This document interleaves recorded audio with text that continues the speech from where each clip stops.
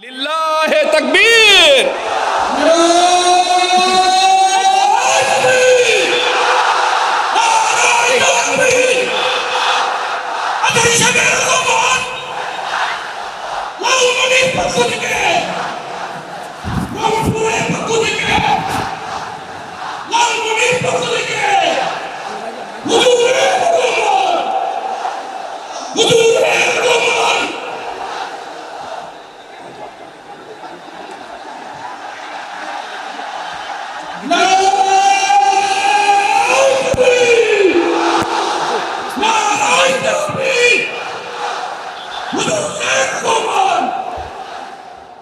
সকল প্রশংসার মালিককে, সকল ক্ষমতার উৎসকে।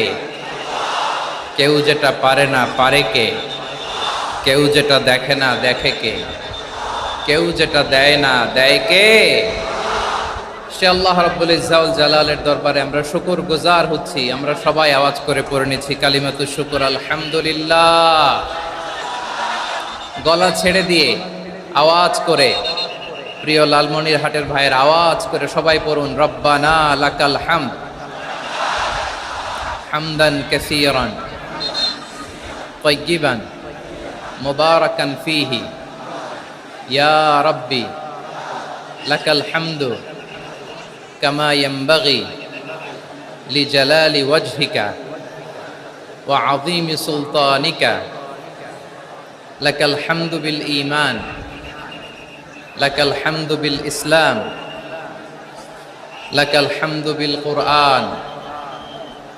আমরা আল্লাহ রাব্বুল ইজ্জা ওয়াল জালালের দরবারে শুকরিয়া জ্ঞাপনের পাশাপাশি আজকের এই প্রোগ্রামের ইন্তেজামিয়া কমিটি, ইসলামিক সোসাইটি লালমনিরহাটকে অন্তরের অন্তঃস্থল থেকে ধন্যবাদ জানাতে চাই, শুভেচ্ছা জানাতে চাই। যারা দীর্ঘদিন টানা পরিশ্রম শেষে আজকে লালমনিরহাট জেলায়, যেটা আমার বেসিকলি রংপুর বিভাগের প্রোগ্রাম ছিল, এই ঐতিহাসিক প্রোগ্রামের আয়োজন তারা করেছে, আলহামদুলিল্লাহ।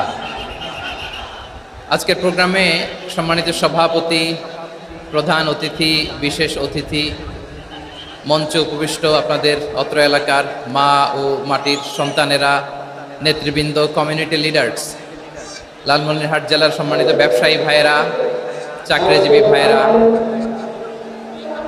ছাত্র ভাইয়েরা, ভলান্টিয়ার্স ভাইয়েরা এবং লালমনিরহাট জেলা স্টেডিয়ামে অবস্থানরত আমার মা এবং বোনেরা, আমি আপনাদের সবাইকে অন্তরের অন্তঃস্থল থেকে শুভেচ্ছা জানাতে চাই, ধন্যবাদ জানাতে চাই যে আপনারা এত চমৎকার একটি প্রোগ্রামের আয়োজন করেছেন।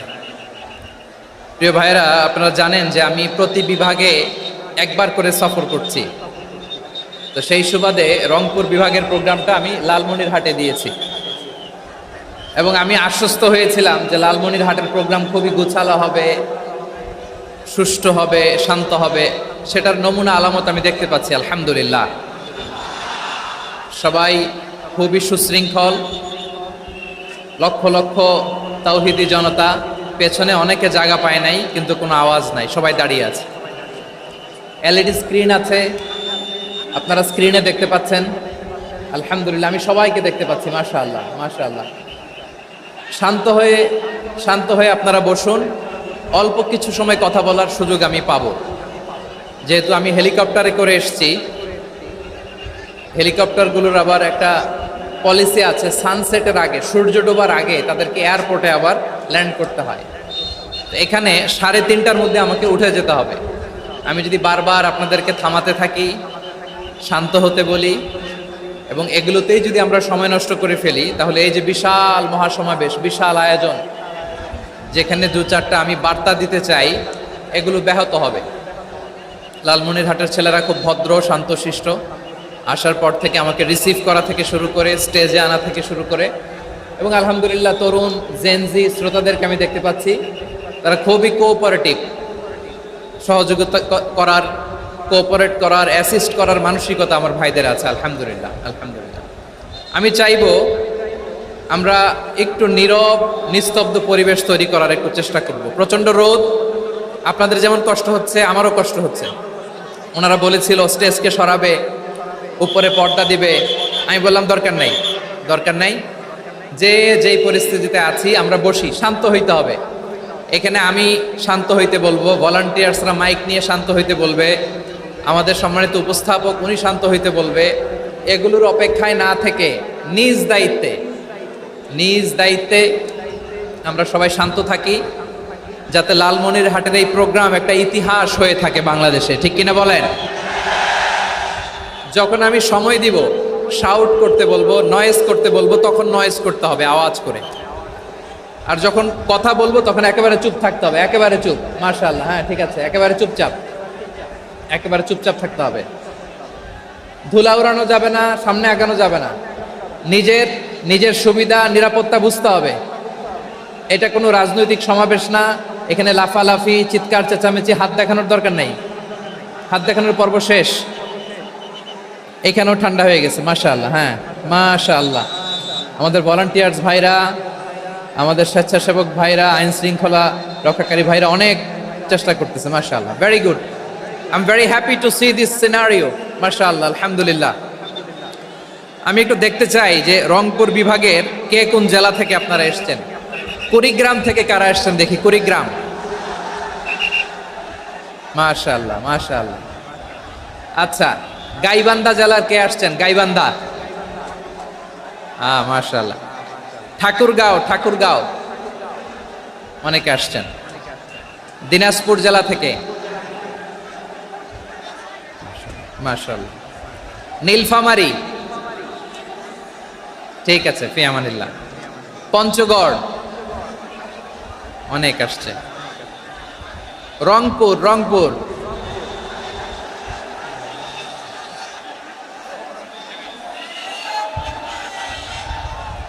মাশাআল্লাহ মাশাআল্লাহ, ঠিক আছে।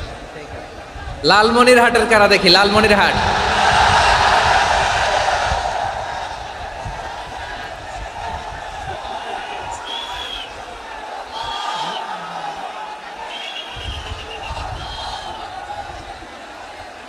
মাশাআল্লাহ মাশাআল্লাহ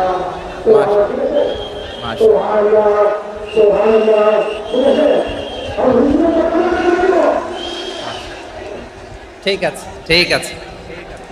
আচ্ছা, এই রংপুর বিভাগের বাইরে থেকে অন্য জেলার কারা কারা আসছেন দেখি, তাও আছে অনেকে, মাশাআল্লাহ, ঠিক আছে। আজকের প্রোগ্রামে উপস্থিত আছেন প্রধান অতিথি হিসেবে অধ্যক্ষ আসাদুল হাবিব দুলু ভাই, সাংগঠনিক সম্পাদক বিএনপি, জাতীয় নির্বাহী কমিটির সভাপতি, জেলা বিএনপি লালমনিরহাট। বিশেষ অতিথি হিসেবে আমাদের অনেক ভাইরা এসছেন, সবাইকে শুকরিয়া জানাই। সভাপতিত্ব করছেন জনাব আব্দুল হাকিম। আইন শৃঙ্খলা বাহিনী, প্রশাসন, ভলান্টিয়ার্স, শুনেছি আমি প্রায় 5,000 ভলান্টিয়ার্স আপনারা নিয়োগ দিয়েছেন, আলহামদুলিল্লাহ। অনেক গোছালো প্রোগ্রাম। আমার প্রাণ ঢালা ভালোবাসা জানবেন, আমার হৃদয়ের গহীন থেকে ভালোবাসা নেবেন, শুভেচ্ছা জানবেন সবাই, ঠিক আছে। প্রিয় ভাইরা, আমরা আর কাল বিলম্ব না করে মূল আলোচনায় চলে যেতে চাই।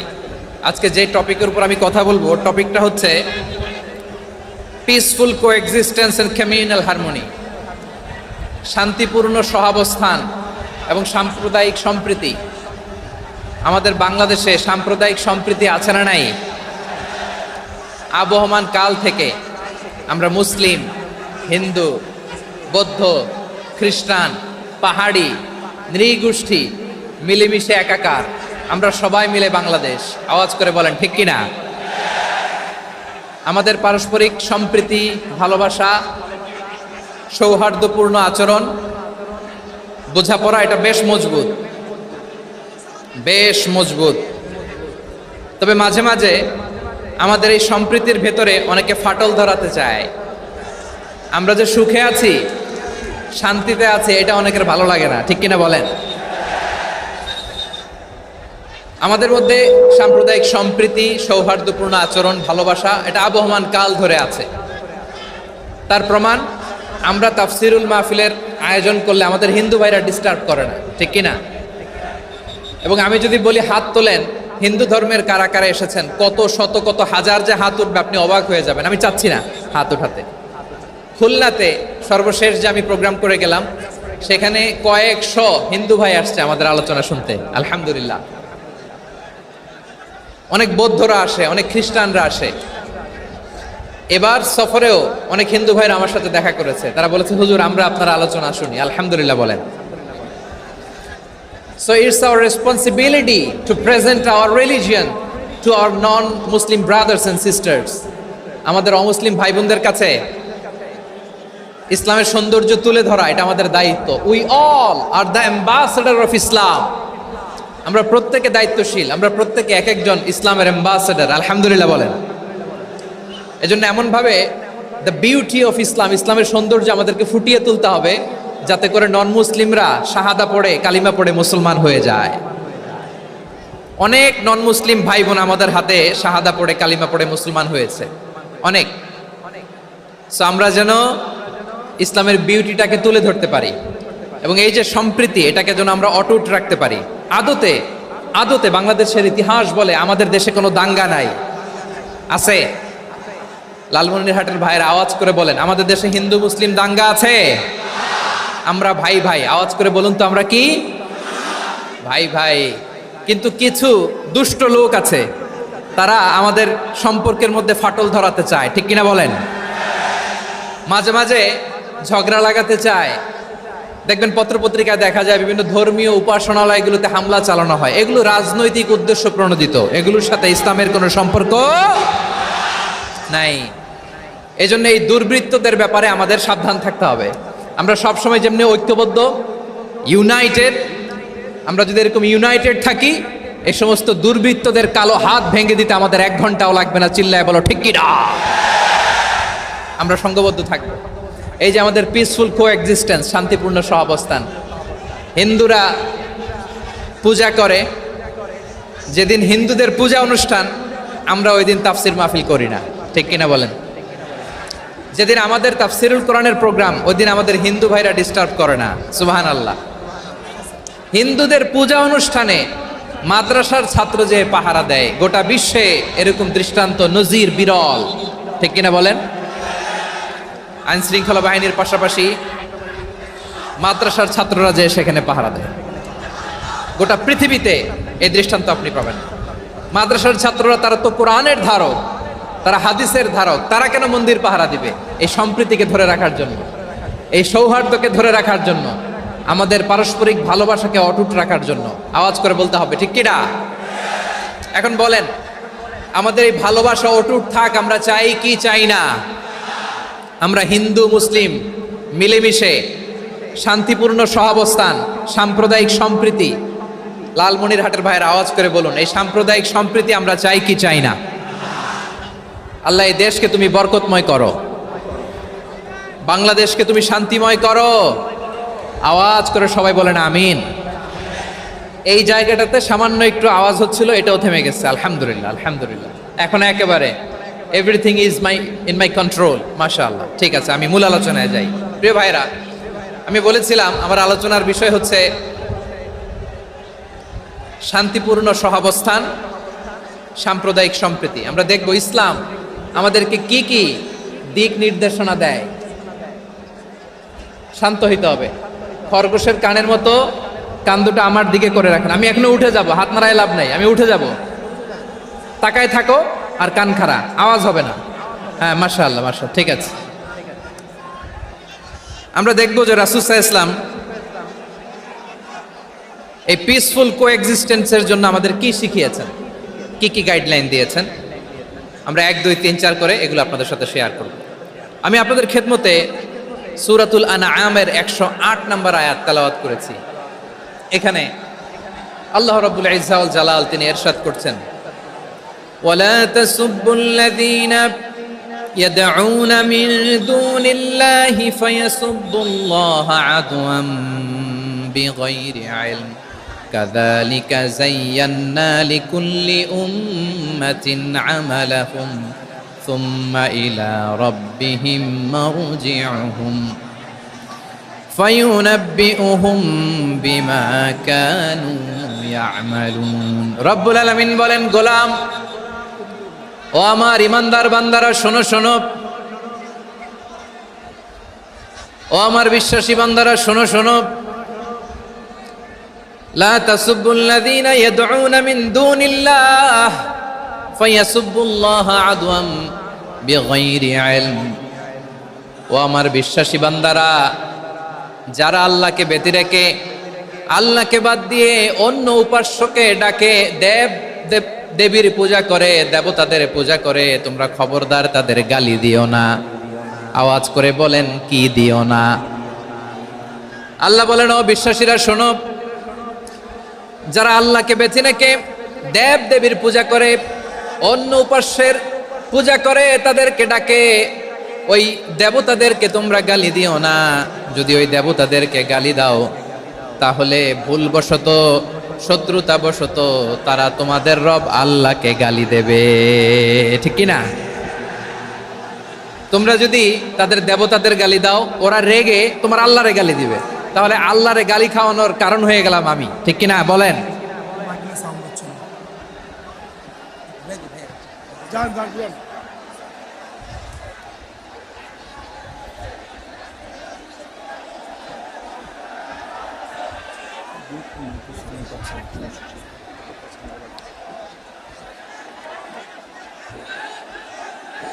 সম্মানিত ভাইয়েরা, এত বিশাল প্রোগ্রাম, মাইকের একটা সেটআপ থাকে, তারগুলো অনেক সময় নড়ে যায়, ধাক্কা ধাক্কিতে ডিসপ্লেস হয়, একটু ঝামেলা হবে।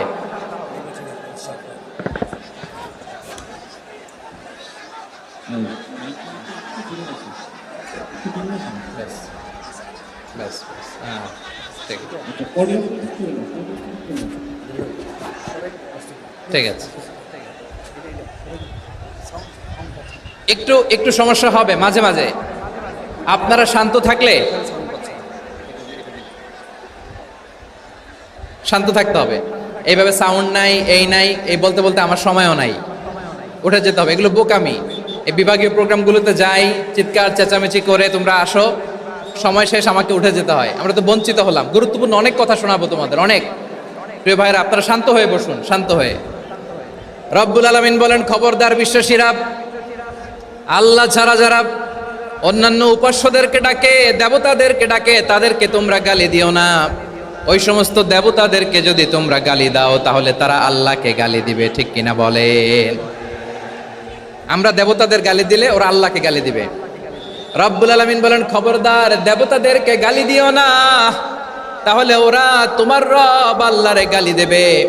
প্রতিটি জাতির জন্য তাদের কাজকে আমি আল্লাহ সুশোভিত করে রেখেছি। তারা সবাই একদিন আমার কাছেই ফিরে আসবে। এরপর আমি রব্বুল আলামিন তাদের আমলনামা তাদেরকে জানিয়ে দেব। সুবহানাল্লাহ পড়ে। প্রিয় ভাইয়েরা, আল্লাহ তাআলা বলেছেন, খবরদার গালি দিও না। আদেশটা কার? আওয়াজ করে বলেন তো। হিন্দুদের দেবতা দেবদেবীদেরকে গালি দেওয়া যাবে না। আওয়াজ করে বলুন প্রিয় ভাইয়েরা, এই আদেশটা কার? এই আপনাদের গলার আওয়াজ। অন্য ধর্মের দেবতাদেরকে যে গালি দেওয়া যাবে না, এই আদেশটা কার? আরো জোরে বলুন, কার? গালি দিবেন কোন দেবতাকে? দিবেন? যদি দেন, তাহলে ওরা আল্লাহরে গালি দিবে। তাহলে আল্লাহরে গালি খাওয়াইলো কে? আপনি। ঠিক কিনা বলেন? আমি আল্লাহকে গালি খাওয়ানোর কারণ হলাম। কারণ আমি যদি গালি না দিতাম, ওরা আমার রবকে গালি দিত না। আওয়াজ করে বলেন ঠিক কিনা? তাহলে প্রিয় ভাইয়েরা, ইসলাম আমাদেরকে শিখায়, সূরাতুল আনআমের 108 নম্বর আয়াত থেকে আমরা বুঝলাম, কোনো ধর্মকে ছোট করা যাবে না। অন্য ধর্মকে ছোট করা মানে ইসলামকে ছোট করা। অন্য ধর্মের দেবতাকে গালি দেওয়া মানে আল্লাহকে গালি খাওয়ানো। আওয়াজ করে বলেন ঠিক কিনা? খবরদার, এটা করা যাবে না। আর অন্য ধর্মের দেবতাকে যদি আপনি গালি দেন, ওরা ইসলাম থেকে দূরে সরে যাবে। যাও ইসলামের প্রতি আকৃষ্ট হয়েছিল, আর কোনোদিন ইসলামের ধারে কাছে আসবে না। আওয়াজ করে বলেন ঠিক কিনা? এজন্য কখনো কোনোদিন অন্য ধর্মের দেবতাদেরকে গালি দেওয়া যাবে না। অন্য ধর্মের কোনো দেবতাদেরকে আমরা গালি দিব না, গালি দিব না। বরং ইসলামের beauty, the beauty of Islam, ইসলামের সৌন্দর্যকে আমরা তুলে ধরব। আমরা যদি বিশ্বনবী সাল্লাল্লাহু আলাইহি ওয়াসাল্লামের জীবনের দিকে তাকাই, তাহলে আমি দেখব বিষ্ণু ইসলাম মক্কাতে কিংবা মদিনাতে অন্য ধর্মের লোকদের সাথে খুব পিসফুলি লাইফ লিড করেছেন। হোক মুশরিক, হোক খ্রিস্টান, হোক ইহুদি, বিশ্বনবী সবার সাথে মিলেমিশে ছিলেন। আলহামদুলিল্লাহ বলেন। ইসলাম হচ্ছে পিসফুল রিলিজিয়ান। অন্য ধর্মের প্রতি সহনশীলতার সবক ইসলাম আমাদেরকে দেয়। কিন্তু প্রতিটি মুসলিমের এটা মনে রাখতে হবে, আল্লাহর কাছে পছন্দনীয়, গ্রহণযোগ্য ধর্ম জীবনাদর্শ একটি, সেটা হচ্ছে ইসলাম। আওয়াজ করে বলেন সেটা কি? লালমনিরহাটের ভাইয়েরা আওয়াজ করে বলুন, আল্লাহর কাছে মনোনীত ধর্ম একটি, সেটা কি?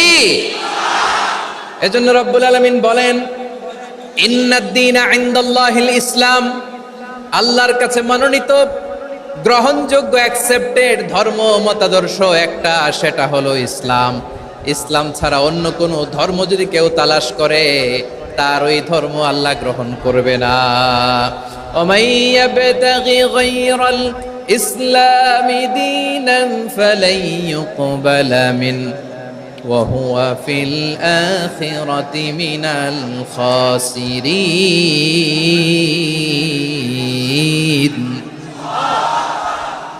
Whoever seek anything except Islam, that won't be accepted from him, and he will be loser in the day of judgment. কিয়ামতের দিন ইসলাম ছাড়া কেউ যদি অন্য কোনো ধর্ম তালাশ করেছে দুনিয়াতে, তার এই মতাদর্শ গ্রহণ করা হবে না, and he will be loser. সে হবে লুজার, ক্ষতিগ্রস্ত, হাই হাই কোম্পানির ম্যানেজার। ওর আমও শেষ, সালাও শেষ। আওয়াজ করে বলেন ঠিক কি না? এজন্য ইসলাম পেয়ে আমরা খুশি না বেজার? প্রত্যেক নামাজ শেষে আমরা আল্লাহরে বলি, আল্লাহ রাদিতু বিল্লাহি রাব্বা ওয়া বিল ইসলামি দীনা ওয়া বি মুহাম্মাদিন নাবিয়ান ওয়া রাসূলা। ও আল্লাহ, তোমারে রব হিসেবে পেয়ে আমরা খুশি। ও আল্লাহ, ইসলামকে ধর্ম হিসেবে পেয়ে আমরা খুশি। বিশ্বনবীকে আমাদের রাসূল পেয়ে আমরা খুশি। ঠিক কিনা বলেন? ইসলাম ছাড়া অন্য কোনো ধর্ম আমরা গ্রহণ করব না। ঠিক কিনা বলেন? আল্লাহর কাছে অ্যাকসেপ্টেড রিলিজিয়ান একটা, সেটা ইসলাম। তো বিশ্বনবী সাল্লাল্লাহু আলাইহি ওয়াসাল্লাম মক্কাতে কিংবা মদিনাতে খুব পিসফুলি এক্সিস্ট করেছেন, যে কোনো ধর্মের সাথে মিলেমিশে চলেছেন। তার প্রমাণ আমরা যদি রাসূল সাল্লাল্লাহু আলাইহি ওয়াসাল্লামের বায়োগ্রাফির দিকে তাকাই, তাহলে দেখব তিনি মুশরিকদের সাথে পিস ট্রিটি করেছেন, শান্তি চুক্তি, পিস ট্রিটি, পিস এগ্রিমেন্ট। আপনারা হুদাইবিয়ার সন্ধির নাম শুনেছেন? আমার লালমনিরহাটের কলিজার টুকরা ভাইয়েরা, হুদাইবিয়ার সন্ধির নাম আপনারা শোনেন নাই?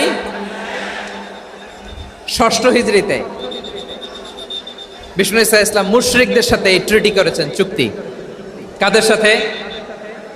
মুশরিকদের সাথে। আমরা তো মুসলমান বসতে পারি না। আমরা দুই মুসলিম ভাই একসাথে বসে চা খেতে পারি না, গল্প করতে পারি না। বিষ্ণু ঈসা ইসলাম মুশরিকদের সাথে ট্রিটি করেছেন, হুদাইবিয়ার সন্ধি। এই সন্ধির আগে মক্কা থেকে কেউ মদিনায় যেতে পারে না, মদিনা থেকে কেউ মক্কায় যেতে পারে না। কিন্তু এই সন্ধির পরে ট্রাফিক স্বাভাবিক হয়ে গেল। মক্কার লোকেরা মদিনায় আসতে পারে, মদিনার লোকেরা মক্কায় আসতে পারে। এটাকে বলে সুলহে Hudaybiyah, the peace agreement of Hudaybiyah, শান্তি চুক্তি। আমরা পৃথিবীতে এখন অনেক শান্তি চুক্তির নাম শুনি, এগুলো সব the piece treaty of Hudaibiya থেকে কপি করা। আল্লাহু আকবার। তাহলে বিশ্বনবী সাল্লাল্লাহু আলাইহি সাল্লাম তিনি যে শান্তিপূর্ণ সহাবস্থানে বিশ্বাসী ছিলেন, মুসলমানেরা যে অন্য ধর্মের প্রতি সহনশীল, তার প্রমাণ হচ্ছে এই পিস ট্রিটি। শুধু তাই নয়, মাইকের সাউন্ডটা একটু বাড়াই দিতে হবে, খুব দুর্বল, একটু মজবুত করতে হবে, আর একটু ক্লিন করতে হবে, আর সবগুলা জায়গায় সাউন্ড যাচ্ছে কিনা একটু ক্রস চেক করতে হবে। হ্যাঁ, পাবেন দিচ্ছে। Mike operator is trying his level best, দিচ্ছে। মাইক অপারেটর যিনি আছেন, প্রতিটি জায়গায় প্রতিটি সাউন্ড বক্সে যেন আওয়াজ পাওয়া যায়, একটু ক্রস চেক করেন, সাউন্ডটাকে একটু স্ট্রং করে দেন। হ্যাঁ, ঠিক আছে, মাশাআল্লাহ। এদিকে তাকান, এদিকে। মক্কার পার্ট গেল, পিস এগ্রিমেন্ট করলেন, শান্তি চুক্তি। বিষ্ণু ঈসা ইসলাম মদিনায় যে কি করলেন? মদিনায় যে বিষ্ণু ঈসা ইসলাম মদিনা চার্টার করলেন, মদিনা সনদ, সাহিফাতুল মদিনা, এটার বলে মদিনা চার্টার। যে ওয়েস্টে, ইউরোপে, আমেরিকাতে তারা অনেক চার্টার করে, এই সব চার্টার মদিনা চার্টার থেকে কপি করা। আওয়াজ করে পড়েন সুবহানাল্লাহ। বিষ্ণু ঈসা ইসলাম মদিনায় গেলেন, মদিনাতে মুসলিম, মুশরিক, ইয়াহুদি, এই 3 ধর্মের লোক মিলে সব স্টেক হোল্ডার যারা আছে সবাইকে নিয়ে বিষ্ণু ঈসা ইসলাম মদিনা চার্টার করলেন, মদিনা সনদ। পড়েন সুবহানাল্লাহ।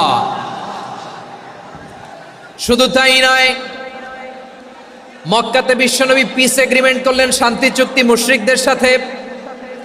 মদিনাতে যে বিশ্বনবী মদিনা চার্টার করলেন, মদিনা সনদ করলেন ইহুদিদের সাথে।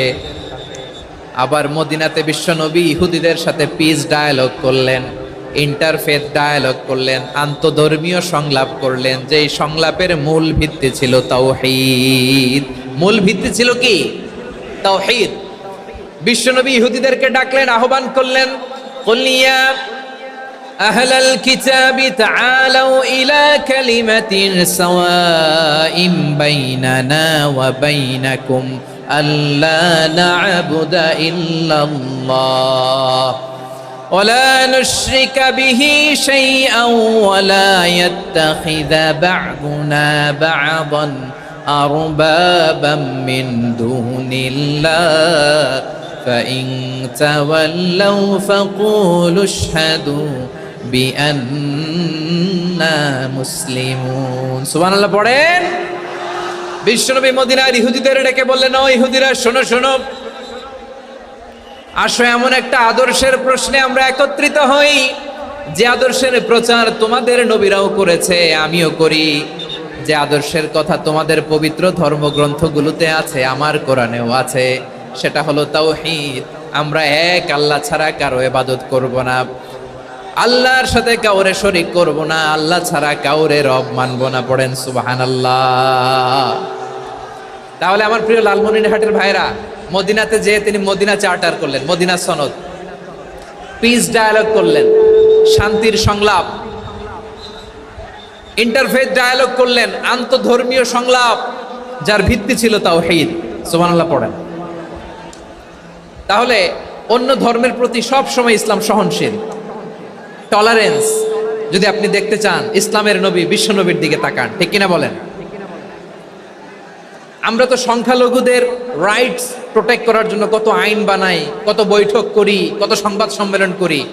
বিশ্বনবী সাল্লাল্লাহু আলাইহি ওয়াসাল্লাম সংখ্যালঘুদের রাইটসের ব্যাপারে, অধিকারের ব্যাপারে যে কথা বলেছেন, শুনলে আপনি অবাক হয়ে যাবেন। বিশ্বনবী বলেন, আলা মান যালামা মুআহাদান আও ইনতাকাসাহু আও কাল্লাফাহু ফাওকা তাআতিহি আও কাল্লাফাহু ফাওকা তাকাতিহি আও আখাযা মিনহু শাইআন বিগাইরি তিবি নাফসিন ওয়া আনা হাজিজুহু ইয়াউমাল কিয়ামা। খবরদার, জেনে রেখো, কেউ যদি কোনো সংখ্যালঘুর উপরে অত্যাচার করে, কোনো সংখ্যালঘুর প্রাপ্য থেকে যদি কেউ কাউকে ঠকায়, সংখ্যালঘুর উপর যদি কেউ কষ্ট দেয়, কোনো সংখ্যালঘুর সম্পদ যদি কেউ জোর করে কেড়ে নেয়, আমি কিয়ামতের দিন বিশ্বনবী ওই সংখ্যালঘুর পক্ষে আর ওই মুসলমানদের বিপক্ষে বাদী হয়ে দাঁড়াবো। সুবহানাল্লাহ বলতে পারলেন না? আল্লাহু আকবার। আপনি নামাজি, আপনি মুসল্লি, আপনি হাজী সাহেব, তাহাজ্জুদ পড়তে পড়তে কপালে দাগ ফেলে দিছেন, আপনার প্রতিবেশী হিন্দু, ভাবছেন আমার তো পাওয়ার আছে, ওর জমিটা দখল করি। বিশ্বনবী বলেন, কিয়ামতের দিন ওই হিন্দুর পক্ষে তোর বিরুদ্ধে আমি বাদী হয়ে দাঁড়াবো। পৃথিবীর কোন ধর্মে এরকম স্টেটমেন্ট পাবেন? পাবেন? আপনি ভাবছেন আপনি নামাজ পড়লে হাজী সাহেব কপালে দাগ ফেলায় দিলে আপনি সেলসেলায় জান্নাতে চলে যাবেন না? খবরদার। বিশ্বনবী বলেন, কোন সংখ্যালঘুর উপর যদি কেউ আক্রমণ করে, তার প্রাপ্য তাকে না দিয়ে যদি তাকে ঠকায়, তার উপর জুলুম করে, তার সম্পদ যদি কেড়ে নেয়, আমি নবী, তুমি মুসলিম হইতে পারো, মুসল্লি হইতে পারো, তার পক্ষে তোমার বিপক্ষে আল্লাহর দরবারে বাদী হয়ে দাঁড়াবো। আচ্ছা লালমনিরহাটের ভাইরা, কথা বুঝতে পারলে আওয়াজ করে উত্তর দেন। বিশ্বনবী যদি কারো বিপক্ষে দাঁড়ায় কিয়ামতের দিন, আই রিপিট, আমি আবারও বলছি, বিশ্বনবী যদি কিয়ামতের দিন কারো বিপক্ষে দাঁড়ায়, ও তো সেলসেলায়া জান্নাতি, তাই না? জান্নাতি না? যে নবীর সুপারিশ ছাড়া জান্নাতের গেটও দেখা যাবে না, ওই নবী যদি বলে তোর বিপক্ষে আমি বাদী হয়ে দাঁড়াবো, ওই জান্নাতে আর ঢোকার কোনো সুযোগ আমাদের থাকবে? এখানেই শেষ না আমার প্রিয় লালমনিরহাটের ভাইয়েরা, এখানেই শেষ নয়। বিশ্বনবী বলেন, মান কাতালা মুআহাদান, বুখারীর বর্ণনা, মান কাতালা মুআহাদান লাম ইয়ারাহ রাইহাতাল জান্নাহ। কেউ যদি, কোনো মুসলিম যদি অন্যায়ভাবে কোনো সংখ্যালঘুকে হত্যা করে, কোনো হিন্দুকে হত্যা করে, কোনো বৌদ্ধরে হত্যা করে, অন্যায়ভাবে কোনো মুসলিম যদি কোনো সংখ্যালঘুরে হত্যা করে, জান্নাতে যাওয়া তো দূরের কথা, ওই মুসলিম জান্নাতের ঘ্রাণও পাবে না। সেই বুখারীর বর্ণনা, মান কাতালা মুআহাদান লাম ইয়ারাহ রাইহাতাল জান্নাহ ওয়া ইন্না রিহাহা লা ইউজাদু মিন মাসিরাতি 40 আমা, যে জান্নাতের ঘ্রাণ 40 বছর দূরের রাস্তা থেকেই পাওয়া যায়। সুবহানাল্লাহ পড়েন। প্রিয় ভাইরা, এখান থেকে জান্নাতে পৌঁছতে লাগবে 40 বছর। এত দূর, কত বছর? সবাই বলেন কত বছর? এখান থেকে জান্নাতে পৌঁছতে লাগবে 40 বছর। এত দূরে থাকতেই জান্নাতের ঘ্রাণ আপনার নাকে এসে ধাক্কা মারবে।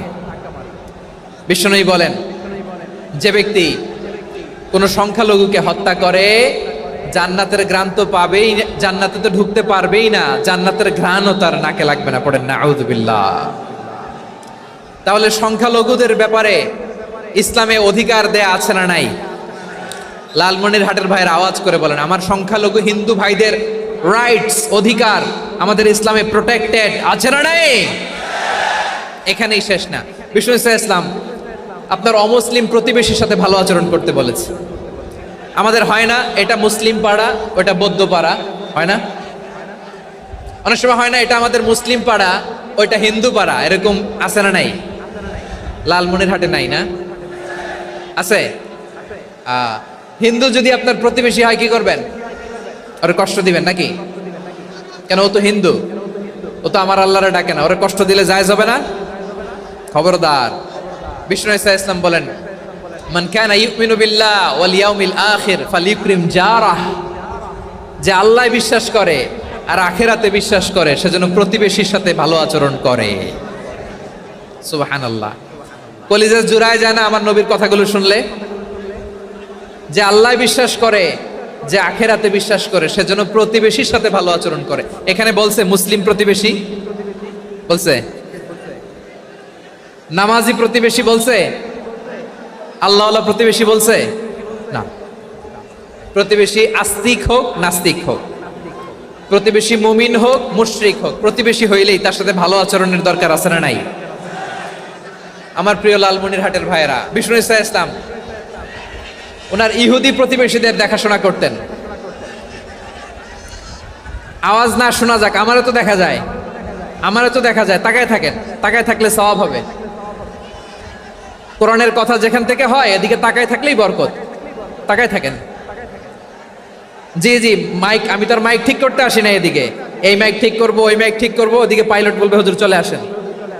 জি বসুন, বসুন, মাশাআল্লাহ। হ্যাঁ, খুব শান্ত, ঠিক আছে। পুলিশ ভাইরা না খেয়ে দিনরাত আপনারা যাতে সুশৃঙ্খল একটা প্রোগ্রাম উপহার পান এটাই চেষ্টা করতেছে, আপনাদেরকে কষ্ট দিতে আসে নাই। একটু একটু সহযোগিতা করেন। জি মাশাআল্লাহ, হ্যাঁ ঠিক আছে। আমার প্রিয় ভাইরা, প্রতিবেশী আস্তিক হোক নাস্তিক হোক, মুসলিম হোক হিন্দু হোক, তার সাথে ভালো আচরণ করতে হবে। বিষ্ণু ইসলাম ওনার ইহুদি প্রতিবেশীর বাসায় যেতেন। কোন প্রতিবেশী? ইহুদি। আওয়াজ করে বলেন, কোন প্রতিবেশী? ইহুদি। এক ইহুদি কিশোর বিষ্ণু ইসলামের খেদমত করতে, ইহুদি ছেলে আমার নবীর খেদমত করতো, তারা ছিল নবীর প্রতিবেশী। তো অনেক দিন হয় ইহুদি ছেলেটা আসে না। বিষ্ণুনবী খোঁজ দিলেন, ঘটনা কি? একটা ইহুদি ছেলে না আমার খেদমতে আসতো, ছেলেটা কই? খোঁজ নিয়ে জানলেন ছেলেটা অসুস্থ। বিষ্ণু ইসলাম ওই ইহুদির বাড়িতে চলে গেলেন ওই ছেলেটাকে দেখা করার জন্য, ভিজিট করার জন্য। সুবহানাল্লাহ পড়বেন না? গেলেন, যে দেখে ইহুদি ছেলেটা মুমূর্ষ, জান জান যায় যায় ভাব, বিছানায় পড়ে আছে, তার বাবা দাঁড়ানো। বিশ্বনবী তার মাথার পাশে বসলেন, মাথায় হাত বুলিয়ে দিলেন, আর ছেলেটাকে বললেন আসলিম, হে ইহুদি ছেলে আসলিম, ইসলাম ধর্ম গ্রহণ করো। তো ছোট্ট ছেলে ভাবে আমরা ইহুদি, এখন ইসলাম ধর্ম গ্রহণ করলে আব্বা যদি বকা দেয়, ফানাযারা ইলা ওয়াজহি আবি, ছেলেটা তার বাবার চেহারার দিকে তাকালো, দেখি আব্বা কি কয়। আব্বা যদি বলে তাইলে ইসলাম ধর্ম গ্রহণ করবে। ইহুদি ছেলেটা তার বাবার দিকে যখন তাকালো, ওর বাবা বলে আতি আবুল কাসিম, আবুল কাসিম যা বলে তাই করো। আবুল কাসিম হচ্ছে বিষ্ণু ইসলামের একটা কুনিয়াত, উপনাম। আমার রাসূলের বড় ছেলের নাম ছিল কাসেম। যেমন দেখবেন আমাদের এলাকায় কারো ছেলের বড় ছেলের নাম যদি হয় আব্দুল্লাহ, এরা আব্দুল্লাহর বাপ বলে ডাকে। কারো বড় মেয়ের নাম যদি হয় ফাতেমা, এরা কি ডাকে? ফাতেমার বাপ বলে না? তো বিষ্ণু ইসলামের বড় ছেলের নাম ছিল কাসেম। ইহুদি বাবা বলল আতি আবুল কাসেম, আবুল কাসেম যা বলে তাই শোনো, মানে মোহাম্মদ যা বলে তাই শোনো। এই কথা শুনে ছেলে সাহস পাইছে, ছেলে আবার পড়তে আরম্ভ করলো, আশহাদু আল্লাহ ইলাহা ইল্লাল্লাহ ওয়া আশহাদু আন্না মুহাম্মাদার রাসূলুল্লাহ। পড়েন আল্লাহু আকবার। বিশ্বনবীর আহ্বান শুনে ওই আহ্বানে সাড়া দিয়ে ইহুদি ছেলে শাহাদা পড়ে মুসলমান হয়ে গেল। তার হৃদয়টার ইমানের নূর দিয়ে আলোকিত করে দিল কে? প্রিয় ভাইরা, এবার রাসূল সাল্লাল্লাহু আলাইহি ওয়াসাল্লাম বের হয়ে আসলেন ঘর থেকে আর বললেন, আলহামদুলিল্লাহিল্লাযী আনকাযাহু মিনান নার। প্রশংসা সে আল্লাহর, যে আল্লাহ জাহান্নামে চলে যাচ্ছিল প্রায় এমন একটা লোককে মুহূর্তের মধ্যে কালেমায়ে শাহাদাতের বদৌলতে জান্নাতি বানায় দিলেন। আওয়াজ করে পড়েন সুবহানাল্লাহ। এই হাদিস থেকে আমরা কি শিখলাম? What is the moral of the story? এক নম্বর স্টোরি হলো, প্রতিবেশী ইহুদি হোক হিন্দু হোক, যাবেন, সুসম্পর্ক রাখবেন, উপহার দিবেন, বিপদে পাশে দাঁড়াবেন, তাইলেই তো আপনাদের প্রতি, মুসলমানদের প্রতি তারা আকৃষ্ট হবে, ঠিক কিনা বলেন? আপনি যদি হিন্দুদের সাথে বৌদ্ধদের সাথে নাই মিশেন, নাস্তিকের কাছে নাই যান, তো ইসলামের সৌন্দর্যটা ওরা বুঝবে কেমনে? আমার অনেক হিন্দু পরিচিত ভাই আছে, ওরা আমাদের ইফতারির প্রোগ্রামে এসে একসাথে ইফতারি করে। অনেক মদখোর আমার সাথে বসে একসাথে ডিনার করে, হাফ প্যান্ট পরা, গলায় স্বর্ণের চেইন, হাতে স্বর্ণের ব্রেসলেট, আইসা আমার সাথে ডিনার করছে, আছে এরকম। গাঁজাখোর, আমি বলি আসো, welcome welcome to my dinner, আসো বসো। বসলেই তো আমি ওর ডিএনএ, চিন্তার ডিএনএ চেঞ্জ করে দেওয়ার সুযোগ পাবো। চিল্লায় বলো ঠিক কি না? আসতে হবে আমার কাছে। Our door is open. The door of Islam is open 24/7. সব সময় আমাদের ইসলামের দরজা আমার অমুসলিম ভাইদের জন্য খোলা আছে না নাই? এই হাদিস থেকে দুইটা শিক্ষা। এক নম্বর শিক্ষা, প্রতিবেশী মুসলিম হোক অমুসলিম হোক, যান, অসুস্থ হইলে একটু আপেল নিয়ে যান, আঙ্গুর নিয়ে যান, কমলা নিয়ে যান, তাদের সাথে ভালো আচরণ করেন। ইসলামের বিউটি দেখে, সৌন্দর্য দেখে অবাক হবে, নসিব ভালো হলে কোনোদিন কালিমা পড়ে মুসলমান হয়ে যাবে, ঠিক কিনা বলেন? তাহলে অমুসলিমের সাথে ভালো সম্পর্ক। বিশ্বনবী ইহুদির বাড়িতে গেলেন, ইহুদির বাড়ি, আর আমার মুসলমান ভাই আমার কাফের বলে, এরকম আছে না নাই? মুসলিমরা দেখতে পারে না, সহ্য করতে পারে। বিশ্বনবী সাল্লাল্লাহু আলাইহি ওয়াসাল্লাম ইহুদির বাড়িতে গেলেন, এটা একটা শিক্ষা। আরেকটা শিক্ষা হলো, ভাইরা ধাক্কা মারে এসে সামনে এসে কি লাভ? প্রোগ্রাম তো শেষ হচ্ছে, এখনই শেষ হচ্ছে। তো এই যে আমাদের বকশি ভাই ওয়াদা নিল, হাত তোলালো, মিম বলে এত কথা বললো, তো আমি জেলায় জেলায় যে খালি হাত নাড়াই তোমাদের জন্য নাকি? হ্যাঁ, হাত নাড়াই শুধু। এই ধাক্কাইতে ধাক্কাইতে এদিকে এসে হাত নাড়াইতেছে, হয়েছে তো, দেখলাম তো, ঠিক আছে, মাশাআল্লাহ, অনেক সুশৃঙ্খল, অন্যান্য যে কোনো জেলার চেয়ে অনেক সুশৃঙ্খল। আমার দিকে তাকাও, আমার দিকে তাকাও, ঠিক আছে। এই যে দাঁড়িয়ে আছে, একটা ছেলে নড়ে না, দেখছেন? মাশাআল্লাহ মাশাআল্লাহ মাশাআল্লাহ। হ্যাঁ, এইভাবেই। আর কয়েকটা মজাদার কথা আছে, শোনো। এই হাদিস থেকে আমাদের শিক্ষা হলো, আমার প্রতিবেশী যেই ধর্মের হোক আমি সম্পর্ক রাখবো। অসুস্থ হলে যাব, কি বলেন ভাইরা? যাবেন না? যাবেন না আপনারা? আচ্ছা, 2 নম্বর শিক্ষা হলো, বিষ্ণু ইসা ইসলামের খাদেম ছিল ইহুদি, এতদিন খেদমত করলো, একদিনও বিশ্বনবী ওরা কালিমার দাওয়াত দেয় নাই। কারণ কি? বিশ্বনবী একটা ভালো সময়ের অপেক্ষা করতেছিলেন, প্রপার টাইমিং। দাঈর কাজ হচ্ছে দাঈ ইলাল্লাহ, সে হচ্ছে সুযোগ সন্ধানী। দাঈ সুযোগ খোঁজে, কখন দাওয়া দিলে ব্যাটে বলে হবে, ঝোপ বুঝে কোপ মারে, ঠিক কিনা বলেন? বিষ্ণু ইসলাম ভালো সময়ের অপেক্ষা করতেছিলেন, দেখি ভালো সময় আসুক আসুক আসুক আসুক। আস্তে আস্তে এমন সময় আসছে, ছেলে এবার মুমূর্ষ। অসুস্থ ব্যক্তির হৃদয় অত্যন্ত নরম থাকে। হসপিটালে যখন কেউ যায় তার হৃদয়টা বড্ড নরম থাকে, মৃত্যুর ভয়ে তার অন্তরটা নরম থাকে, ঠিক কিনা বলেন? এই প্রপার টাইমিং এর অপেক্ষা করতেছিলেন। যখনই টাইমিং পেয়েছেন, দাওয়াত দিলেন, পড়ো লা ইলাহা ইল্লাল্লাহ, সুবহানাল্লাহ পড়েন সবাই। তাহলে ইসলাম অমুসলিম প্রতিবেশীর সাথে ভালো আচরণ করতে বলে। ইসলাম অমুসলিম মাতা পিতার সাথেও ভালো আচরণ করতে বলে। মাতা পিতা যদি অমুসলিম হয়, তারা ফেলে দিতে পারবেন? পারবেন? আমার লালমনিরহাটের ভাইয়েরা, অনেক হিন্দু ছেলে আমাদের হাতে শাহাদা পড়ে মুসলিম হয়, কিন্তু ওর মা মুসলমান হয় নাই, বাবাও হয় নাই, এরকম আছে না নাই? তো ও হয়েছে মুসলিম, মা বাপ হিন্দু, এখন মা বাপ কি বাদ? হ্যাঁ, মা বাপ বাদ দেয়া যাবে? যেই মা আপনারে 9 মাস 8 মাস পেটে ধারণ করলো, আপনার মায়ের নার ছেঁড়া ধন, আপনি ওই মারে বাদ দিতে পারবেন? যে মায়ের বুকের তাজা দুধ খেয়ে আপনি আজকে বাড়ন্ত তাজা তরতাজা, ওই মারে বাদ দেয়া যাবে?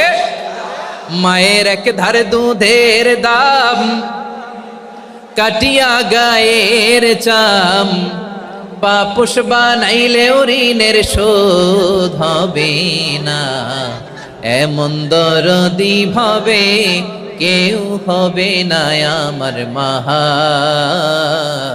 গো। মায়ের এক ধারে দুধের দাম, কাটিয়া গায়ের চাম, পাপুষ বানাইলেও ঋণের শোধ হবে না, এমন দরদি ভাবে কেউ হবে না আমার মাহা গো। ঠিক কিনা? মাকে তো বাদ দেওয়া যায় না। وَقَضَى رَبُّكَ أَلَّا تَعْبُدُوا إِلَّا إِيَّاهُ وَبِالْوَالِدَيْنِ إِحْسَانًا। আল্লাহ বলে অবধারিত দুইটা ভার্ডিক্ট তোমাদের জন্য, এক আল্লাহর ইবাদত করবা আর মা বাবার প্রতি ইহসান করবা। আদেশটা কার? মা বাবার প্রতি ইহসান করতে হবে। আমার মা হিন্দু হোক ভালো আচরণ করতে হবে, বৌদ্ধ হোক ভালো আচরণ করতে হবে। আমার যে সমস্ত হিন্দু ভাইয়েরা মুসলিম হয়েছ, তোমাদের মা বাবা এখনো মুসলমান হয় নাই, তাদের সাথে ভালো আচরণ করতে হবে। আপনাদের খেদমত নিজে করতে হবে অথবা খেদমতের ব্যবস্থা করাই দিতে হবে। মান্থলি যে খরচ লাগে এটা দিতে হবে। আরে তুমি এখন মুসলিম, তোমার মা বাবা হিন্দু, এখনই তো সুযোগ ইসলামের সৌন্দর্য দেখানোর। এখন মা বাবা যদি দেখে আরে এটা হিন্দু থাকতে তো বদমাইশ ছিল, বেয়াদব ছিল, কি এমন ধর্ম সে গ্রহণ করলো যেটা গ্রহণের সাথে সাথে সে পাল্টে গেল? কি এমন ধর্ম সে গ্রহণ করেছে যেটা তার জীবনকে আলোকিত করে দিয়েছে? নসিব ভালো হইলে তারাও কালিমা পড়ে মুসলমান হয়ে যাবে। বিষ্ণু ইসা ইসলামের স্ত্রীর নাম ছিল আয়েশা রাদিয়াল্লাহু তাআলা আনহা, আবু বকর রাদিয়াল্লাহু তাআলা আনহুর মেয়ে। আবু বকর রাদিয়াল্লাহু তাআলা আনহুর আরেক মেয়ের নাম হচ্ছে আসমা। কি নাম? দুজনই আবু বকর রাদিয়াল্লাহু তাআলা আনহুর মেয়ে, আসমা আর আয়েশা। নাম দুটো কেমন লাগে? আসমা নামটা কেমন লাগে? আয়েশা নামটা কেমন লাগে? সবার ভালো লাগে নাই? নাম দুটো আপনাদের ভালো লাগে?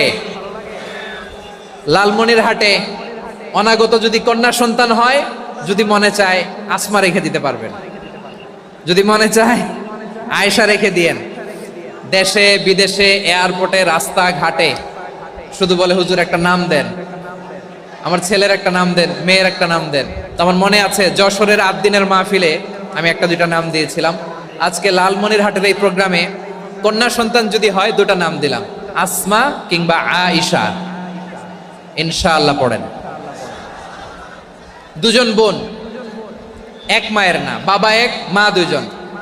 আয়েশা রাদিয়াল্লাহু তাআলা আনহার মায়ের নাম উম্মে রুমান, আর আসমা রাদিয়াল্লাহু তাআলা আনহার মায়ের নাম কুতাইলা বিনতে আব্দুল উজ্জা। আবু বকর রাদিয়াল্লাহু তাআলা আনহু 4টা বিয়ে করেছিলেন। তো একই ঘটনা ঘটেছে এই ফ্যামিলিতে। আসমা ইসলাম ধর্ম গ্রহণ করে মুসলিমা, কিন্তু তার মা কুতাইলা মুশরিকা। আই রিপিট, বোঝার জন্য আমি আবারও বলি, আসমা রাদিয়াল্লাহু তাআলা আনহা মুসলিমা, আর আসমার মা কুতাইলা, আওয়াজ করে বুঝে থাকলে বলেন, আসমার মা মুশরিকা। তার মানে মেয়ে মুসলিম, মা অমুসলিম। ভেজাল আছে না নাই? কিন্তু কুতাইলা আর ধৈর্য ধারণ করতে পারে না। নার ছেড়া ধন, কলিজার টুকরা ধন, কলিজার টুকরা সন্তান আসমারে দেখতে বড্ড মন চায়। সাইয়েদনা আসমা রাদিয়াল্লাহু তাআলা আনহা মক্কা থেকে হিজরত করে মদিনায় চলে গেলেন। হুদাইবিয়ার পর যখন মক্কা মদিনার ট্রাফিক স্বাভাবিক হলো, মক্কার লোক মদিনায় যায়, মদিনার লোক মক্কায় আসে। কুতাইলা কলিজার টুকরা সন্তান আসমারে দেখার জন্য কিছু উপহার নিয়ে বিশাল মরুপথ পাড়ি দিয়ে মক্কা থেকে মদিনায় যায়। সুবহানাল্লাহ বলেন। এখন মা আসছে মেয়ের সাথে দেখা করতে, মেয়ে তো আর দেখা দেয় না। মেয়ে ভাবছে আমার মা তো মুশরিকা, অপবিত্রা, তার সাথে কি দেখা দেয়া যাবে? বিশ্বনবীর দরবারে চলে গেলেন। সুবহানাল্লাহ বলেন। কি সৌভাগ্যবান ছিল তারা, মাসলা জানার দরকার হলেই নবীর দরবারে চলে যেত। ঘরে বউয়ের সাথে ঝগড়া হলে নবীর দরবারে চলে যেত। অনেক সাহাবী বলে আমার পেটে ক্ষুধা লাগলো আমি নবীর কাছে চলে যেতাম, কারণ নবীর চেহারার দিকে তাকালেই আমার পেটের ক্ষুধা মিটে যেত। সাইয়েদনা আসমা রাদিয়াল্লাহু তাআলা আনহা বিশ্বনবীর কাছে চলে গেলেন, যে বললেন ইয়া রাসূলুল্লাহ হে ইয়া হাবিবাল্লাহ ইন্না উম্মি কাদিমাতুন ইলাইয়া ওয়া হিয়া রাগিবা। আমার মা মক্কা থেকে অনেক দূর মরুর পথ পাড়ি দিয়ে উপহার সামগ্রী নিয়ে মদিনায় আমার সাথে দেখা করতে এসেছে গো নবী। আমার জানতে বড্ড ইচ্ছে হয় আমি আমার মুশরিকা মায়ের সাথে একটু দেখা করতে পারবো কিনা। আফা আসিলুহা, আগে যেমনি আমি আমার মায়ের সাথে ভালো আচরণ করতাম, যেমনি আমি আমার মায়ের সাথে সদাচরণ করতাম গো নবী, এখন আমি মুসলিমা মা মুশরিকা, এখনো কি আগের মতো সদাচরণ করতে পারবো নাকি? বিশ্বনবী বললেন নাম সিলিহা, হ্যাঁ রে আসমা, অবশ্যই অবশ্যই, আগে ঠিক যেমন তুমি তোমার মায়ের সাথে ভালো আচরণ করতে এখনো তেমনি আগের মতো ভালো আচরণ করবা। আওয়াজ করে পড়েন সুবহানাল্লাহ। কি ইসলাম আমরা পেয়েছি! কত ব্রড মাইন্ডেড আমাদের ইসলাম, কত ওপেন মাইন্ডেড ইসলাম, কত ওপেন আপ করতে পারে, চিন্তা করতে পারেন। বিষ্ণু বললেন হ্যাঁ অবশ্যই, নাম সুলিহা, আগে যেমনি ভালো আচরণ করছো আসমা এখন ওইরকমই করো, পারলে আরো বাড়াই করো। সুবহানাল্লাহ বলেন। তাহলে আমার যে হিন্দু ভাইয়েরা হিন্দু বোনেরা ইমানের বদৌলতে দৌলতে আপনি ধন্য হয়েছেন, আপনার আম্মা আব্বা এখনো মুসলমান হয় নাই, তাদের জন্য দোয়া করেন, তাদের জন্য দোয়া করেন, আল্লাহ যেন তাদেরকেও ইমানের দৌলত দান করে। আমরা সবাই পড়ি আমিন, আরো জোরে পড়েন আমিন। এখন বলেন ইসলাম কি ন্যারো মাইন্ডেড রিলিজিয়ান না ব্রড মাইন্ডেড? লালমনিরহাটের যুবক ভাইরা আওয়াজ করো, ইসলাম কি ন্যারো মাইন্ডেড না ব্রড মাইন্ডেড? কতটা ব্রড মাইন্ডেড দেখেন। বিশ্বনবী সাল্লাল্লাহু আলাইহি সাল্লাম অমুসলিমরা যদি নবীকে উপহার দিত, ওই উপহারও বিশ্বনবী গ্রহণ করতেন। সুবহানাল্লাহ পড়েন। আপনার অমুসলিম বন্ধু যদি উপহার দেয় সেটাও আপনি নিতে পারবেন, যেটা নেওয়া জায়েজ। কিন্তু আপনার বন্ধু যদি আপনার মদের বোতল দেয়, নিতে পারবেন? হ্যাঁ, মদের বোতল দিলে পারবেন না। আপনার বন্ধু যদি আপনার পর্ক দেয়, পর্ক শূকরের গোশত মিশ্রিত কোনো খাবার, ওটা নিতে পারবেন না। হালাল যে কোনো জিনিস নিতে পারবেন।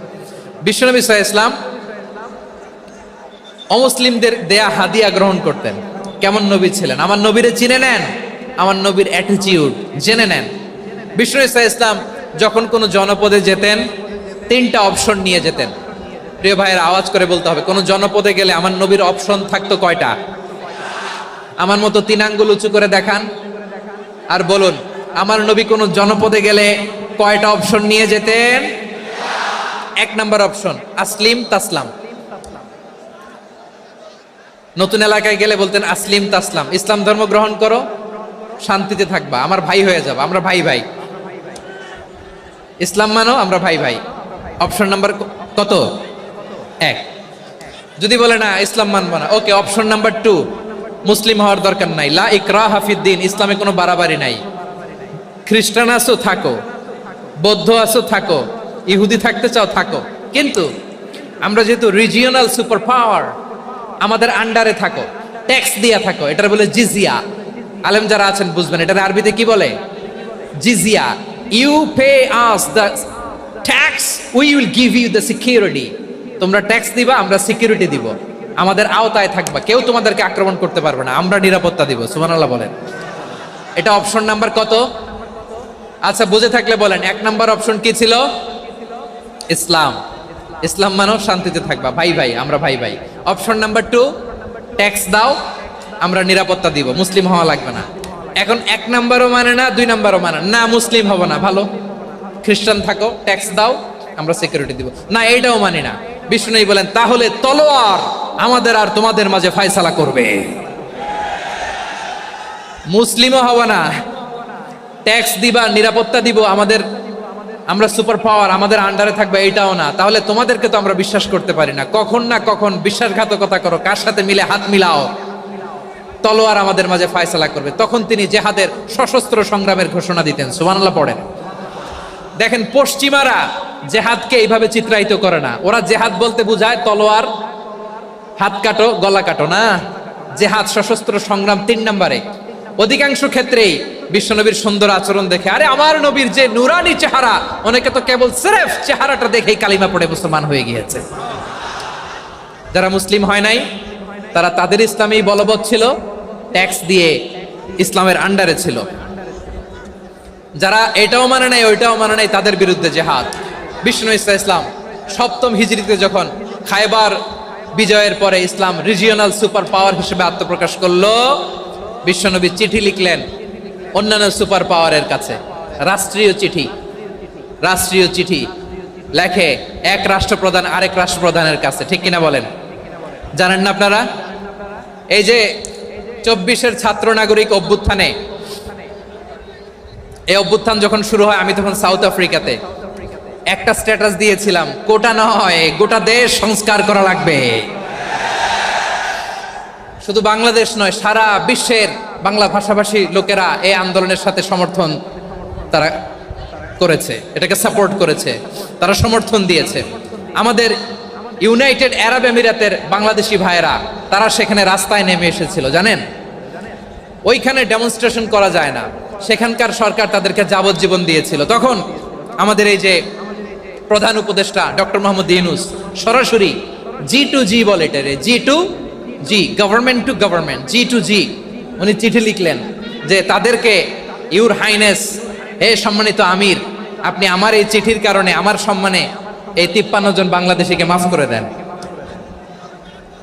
এই চিঠির বদৌলতে বেকসুর খালাস পেয়ে গিয়েছিল আমাদের ভাইরা, জানেন না এই ঘটনা আপনারা? তাহলে গভর্নমেন্ট টু গভর্নমেন্ট চিঠি দেওয়া হয়। সপ্তম হিজরিতে বিষ্ণু ইসলাম সব সুপার পাওয়ারের কাছে চিঠি দিলেন, রোমান সম্রাটের কাছে, পারস্য অধিপতির কাছে, মিশরের অধিপতির কাছে, সবার কাছে চিঠি লিখলেন।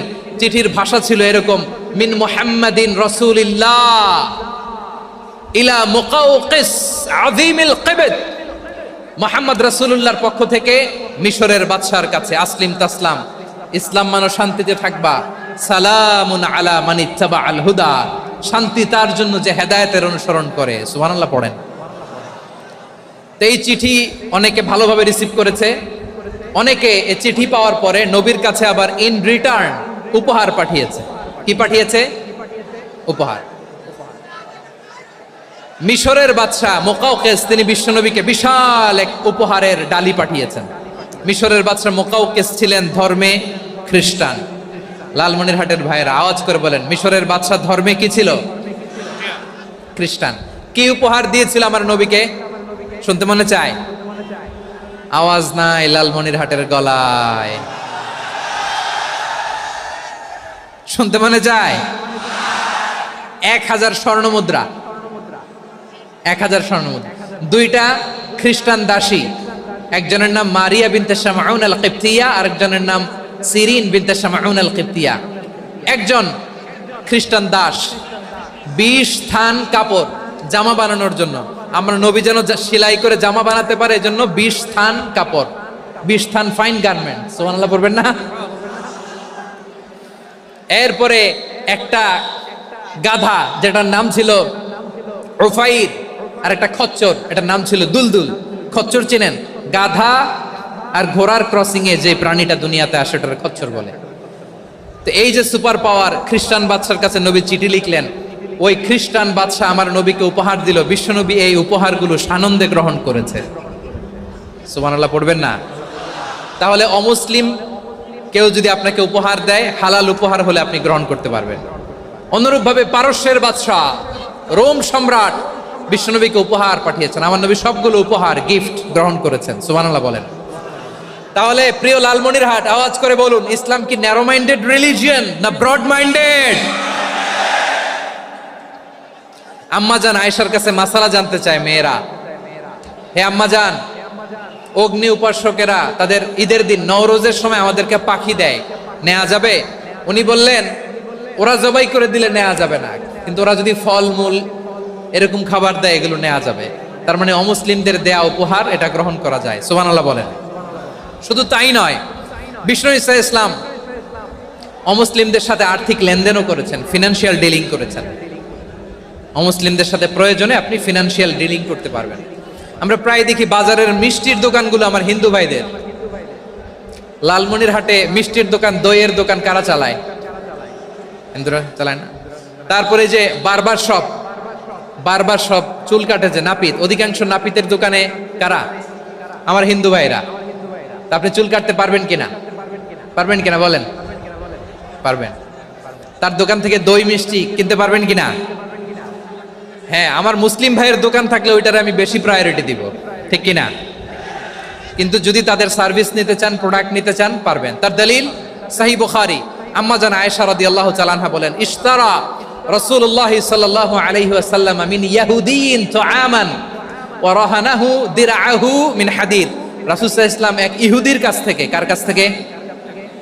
সবাই বলে নাই, কার কাছ থেকে? আমার নবী, পেয়ারা নবী এক ইহুদির কাছ থেকে জব কিনেছিল, জব, বার্লি, যেটা দিয়ে রুটি বানায়। ওই জবের দাম দেওয়ার টাকা পয়সা নবীর কাছে ছিল না, ফলে নবী ওনার একটা পোশাককে মর্গেজ রেখেছিলেন, মর্গেজ, বন্ধক, যে এখন এটার দাম দিতে পারবো না, কয়েক কেজি বার্লি নিয়ে যাই আর বন্ধক হিসেবে আমার জামাটা রেখে গেলাম, যেদিন দাম দিব ওই দিন জামাটা ছুটায় নিয়ে যাও। সুবহানাল্লাহ পড়বেন না? বাকিতে নিছিলেন, বাকিতে। দিরআহু মিন হাদিদ, লোহার তৈরি বর্ম, মানে যুদ্ধের পোশাক, লোহা দিয়ে বানানো। বিশ্বনবী বললেন, কয়েক কেজি জব দাও, টাকাটা পরে দিব, এখন টাকা নাই, বন্ধক হিসেবে, মর্গেজ হিসেবে আমার জামা রেখে গেলাম, যখন টাকা দিব জামা ছুটায় নিব। আওয়াজ করে বলতে হবে সুবহানাল্লাহ। এ থেকে বোঝা গেল অমুসলিমদের সাথে ফিনান্সিয়াল ডিলিং করা যায়, অর্থনৈতিক লেনদেন করা যায়, কেনাবেচা করা যায়, প্রোডাক্ট কেনা যায়। এমনকি আমাদের মসজিদে নববীতে বারান্দায় আপনার একটা অটোমেটিক ফ্লাইং আমব্রেলা দেখছেন? সূর্য যখন বাড়ে মসজিদে নববীর বারান্দায় ইয়ার্ডের মধ্যে অটোমেটিক্যালি কিছু আমব্রেলা আছে, সাঁ করে খুলে যায়, আর সূর্যের তাপ লাগে না। আবার সন্ধ্যাবেলায় এই আমব্রেলাগুলো ওরা ক্লোজ করে ফেলে, দেখেন নাই না? দেখছেন? এই মসজিদে নববীকে সর্বোচ্চ উন্নত মানের কনস্ট্রাকশন ইনফ্রাস্ট্রাকচারে ডেভেলপ করার জন্য কর্তৃপক্ষ কিছু অমুসলিম ইঞ্জিনিয়ারের, ডিজাইনারের সহায়তা নিয়েছিল। সুবহানাল্লাহ বলেন। কোন দলিলের ভিত্তিতে? এই দলিলের ভিত্তিতে যে বিষ্ণু ঈসা ইসলাম অমুসলিমদের সাথেও লেনদেন করেছেন। আওয়াজ করে বলতে হবে আল্লাহু আকবার। শুধু তাই নয়, ইন কেস অফ ইমার্জেন্সি, প্রয়োজনে ইসলামের খাতিরে, ইসলামকে সামনের দিকে এগিয়ে নিয়ে যাওয়ার জন্য অমুসলিমদের সাপোর্ট নেওয়া জায়েজ আছে। সুবহানাল্লাহ বলেন। অমুসলিমদের সাপোর্ট নেয়া, তাদের থেকে অর্থ নেয়া, পলিটিক্যাল সাপোর্ট, পলিটিক্যাল অ্যাসাইলাম নেওয়া জায়েজ আছে।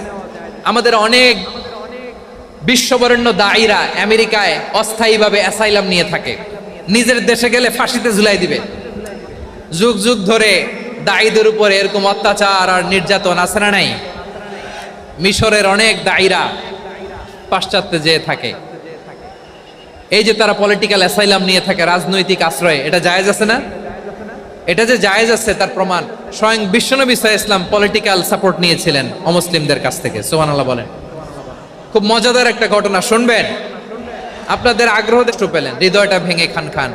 যিনি ঘরের ভেতরে বিশ্বনবীকে সান্ত্বনা দিতেন, ভালোবাসা দিতেন, বাইরে গেলে কুরাইশরা বকাঝকা করে, অত্যাচার করে, কিন্তু আম্মাজান খাদিজা রাদিয়াল্লাহু তাআলা আনহা ঘরটারে এমন শান্তির নীড় বানায় রেখেছেন, এই ঘরের ভিতরে ঢুকলে বিশ্বনবীর কলিজাটা ঠান্ডা হয়ে যেত। এজন্য রব্বুল আলামিন বলেন, খাদিজা, ও আমার বান্দি খাদিজা, জান্নাতে এমন স্পেশাল একটা ঘর আমি তোমার জন্য রেডি করে রেখেছি। ওই ঘরের মধ্যে কোনো আওয়াজ নাই, ওই ঘরের মধ্যে কোনো নয়েজ নাই, ওই ঘরে কোনো বিশৃঙ্খলা নাই।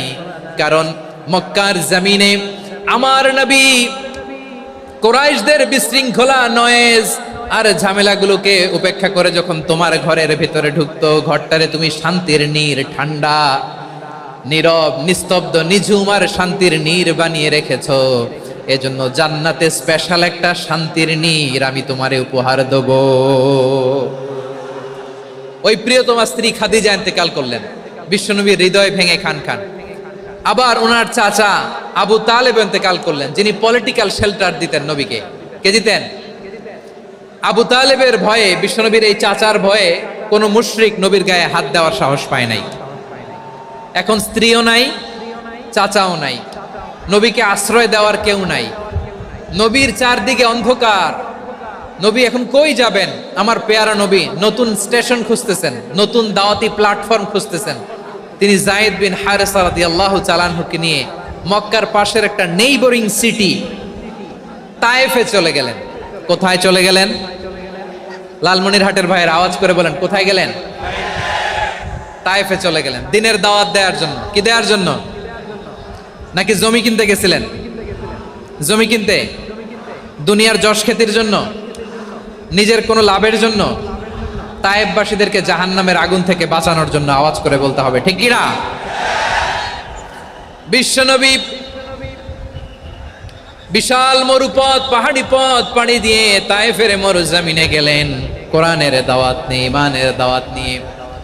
কিন্তু তায়েফের লোকেরা বিশ্বনবীর দাওয়াতকে শুধু প্রত্যাখ্যান করেই থামে নাই, তারা বিশ্বনবীর সাথে অত্যন্ত খারাপ আচরণ করেছে। বিশ্বনবীকে শারীরিকভাবে হেনস্থা করেছে, আমার নবীকে শারীরিকভাবে অত্যাচার করেছে, আমার পেয়ারা নবীর গায়ে পাথর মেরেছে, বিশ্বনবীর গা বেয়ে ঝরঝর করে রক্ত ঝরেছে, নবী জামিনের মধ্যে লুটিয়ে পড়েছেন, আবার মেরেছে, আবার নবী হাঁটতে শুরু করলেন, পেছন থেকে আবার মেরেছে, আবার নবী রক্তাক্ত হয়ে জামিনের মধ্যে লুটিয়ে পড়লেন, আবার মেরেছে। বিশ্বনবীর মতো এত সুশ্রী মানব, বিশ্বনবীর মতো এত শুভ্র মানব, বিশ্বনবীর মতো এমন চমৎকার দেহাবয়ব দিয়ে রব্বুল আলামিন কাউকে বানান নাই। এরকম চমৎকার মানুষটাকে তারা তায়েফের ওই জমিনে রক্তাক্ত করেছে। বিশ্বনবী দুনিয়ার কোনো স্বার্থের জন্য সেখানে যান নাই, নিজের কোনো লাভের জন্য, প্রাপ্তির জন্য যান নাই, তায়েফবাসীদের জাহান্নামের আগুন থেকে বাঁচাতে গিয়েছেন। ঠিক কিনা বলেন? খে না খে দিন প্রচারের কাজে নিজেকে দিয়েছ বিলিয়ে, তায়েফের কাফিরেরা চিনল না সে আলো, দুষ্ট ছেলেদের পিছু দিল লেলিয়ে, পাথরের আঘাতে ক্ষত বিক্ষত হয়ে সারা শরীর থেকে রক্ত ঝরে। এ রাসূল তোমাকে ভুলি আমি কেমন করে, এ রাসূল তোমাকে ভুলি আমি কেমন করে। পারেন না আপনারা? ধরুন আমার সাথে। হাজার ব্যথা বেদনার পরে ফিরে আসনি তুমি আপন ঘরে, দিনের আলো তুমি ছড়িয়ে দিতে, চলে গেলে মদিনায় মক্কা ছেড়ে। হে রাসূল তোমাকে ভুলি আমি কেমন করে, হে রাসূল তোমাকে ভুলি আমি কেমন করে। ঠিক কিনা বলে? প্রিয় ভাইরা, তায়েফের ছেলেরা নবীকে রক্তাক্ত করলো। আমার নবী কই যাবে? কই যাবে? মক্কায় জায়গা নাই, তায়েফে জায়গা নাই। তায়েফ থেকে ভারাক্রান্ত মন নিয়ে আমার নবী মক্কায় ফিরে আসলেন। বিশ্ব নবী মক্কায় ঢুকতে পারেন না। মক্কার মরুভূমির দিকে তাকিয়ে, উপত্যকার দিকে তাকিয়ে বিশ্বনবী ধা ধা করে কাঁদেন, ঝরঝর করে। নবীর চেহারা মোবারক থেকে চোখের পানিগুলো বেয়ে বেয়ে পড়ে।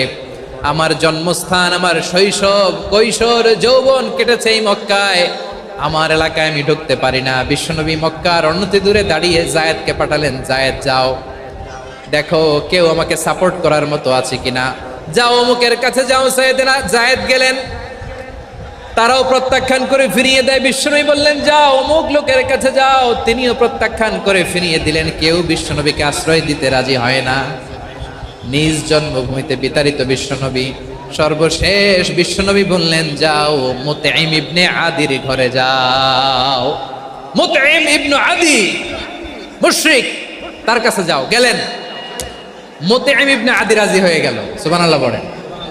দেখেন, অনেক বিপদের সময়ও আমি নিজে সাক্ষী, সামাজিকভাবে, রাজনৈতিকভাবে কত ঝঞ্ঝা, কত ষড়যন্ত্র, কত কনস্পাইরেসি পাড়ি দিয়ে আমাদেরকে সামনে এগিয়ে যেতে হয়।